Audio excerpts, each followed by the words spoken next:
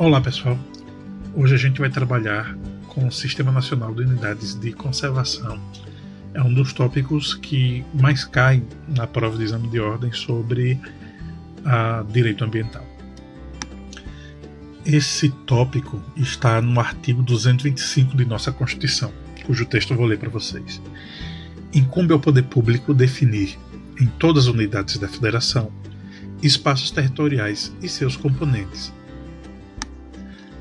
a serem especialmente protegidos, sendo a alteração e a supressão permitida somente através de lei. Vedada qualquer utilização que comprometa a integridade dos atributos que justifiquem a sua proteção.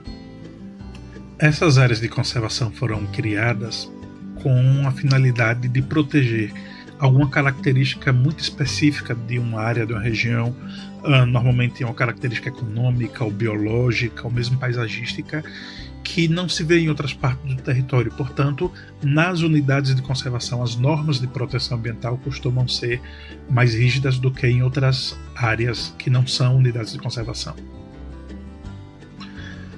Há uma lei federal específica que trata do Sistema Nacional de Unidades de Conservação, que é a Lei Federal 9.985 do ano de 2000. Para quem está fazendo só o curso de Direito Ambiental como uma das disciplinas, digamos, para a formação de Direito, uma leitura rápida é o suficiente, mas para quem vai fazer, especialmente o concurso para a Promotoria de Justiça, para o IBAMA, é importante conhecer essa norma em detalhes, ok? Antes da gente entrar nos conceitos jurídicos, a gente precisa trabalhar em uns conceitos que são da ecologia, mas que são muito importantes para a gente possa entender o tópico que estamos tratando. Primeiro, em relação ao uso direto dos recursos ambientais, que são aqueles recursos que a gente tira do meio ambiente e que têm valor econômico, como são os minérios, como pode ser a madeira, como pode ser, por exemplo, a utilização de uma área de terra para a produção de produtos agrícolas ou mesmo para a criação de gado de forma extensiva. Então, todas essas formas a gente pode chamar de uso direto de recurso ambiental. Portanto, é o uso mais agressivo, mais forte desse recurso ambiental.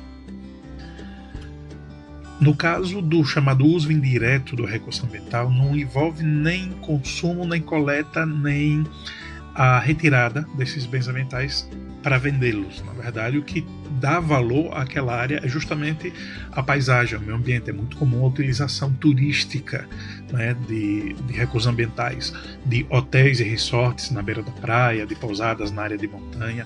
Esses são exemplos do chamado uso indireto. Também é importante conhecer o conceito de recuperação ambiental. É quando uma área tenha sido parcialmente ou totalmente degradada, ela pode ser recuperada e não precisa necessariamente ser exatamente como era anteriormente. Isso é para unidades de conservação, digamos, de uma proteção menos contundente. Basta que Já a restauração ambiental é um conceito muito mais profundo. Isso envolve áreas de proteção ambiental que precisam ser praticamente intocadas. É a utilização de técnicas que vão fazer com que se restaure o status quo ante, ou seja, tentar fazer com que aquela área se aproxime o máximo possível do seu status originário. Claro, é muito mais caro, muito mais difícil de fazer, portanto não se deve utilizar para qualquer área de proteção ambiental. A Lei de Unidades de Conservação estabelece dois grandes grupos de unidades de conservação: aqueles que permitem a utilização direta dos recursos ambientais, portanto é permitida a mineração, fazendas, a utilização da madeira de florestas, com limites, claro, e outros tipos de unidade de conservação que não permitem a chamada utilização direta, a só chamada utilização indireta, portanto a proteção ambiental nesse último caso é maior. O artigo 9º e o artigo 8º da Lei do Sistema Nacional de Unidades de Conservação estabelece dois grandes grupos, né? Primeiro, o grupo das unidades de proteção integral, onde apenas se permite o uso indireto, como o turismo ecológico, e claro, a proteção ambiental é mais forte, ela é mais ampla. E por outro lado, no artigo 9º, as unidades de uso sustentável, que permite tanto o uso indireto, mas também o uso direto, ou seja, a retirada dos elementos naturais para a sua utilização para fins comerciais.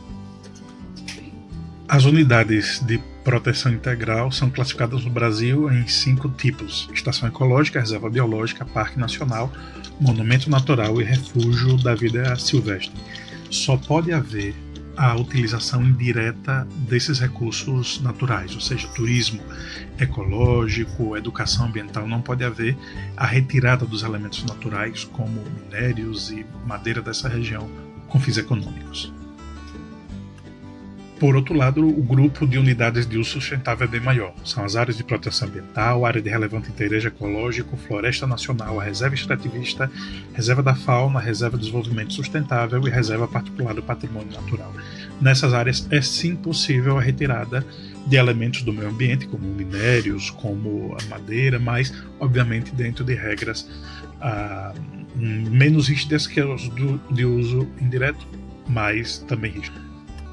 No próximo tópico, a gente vai analisar a delimitação jurídica que se aplica a cada tipo de unidade de conservação.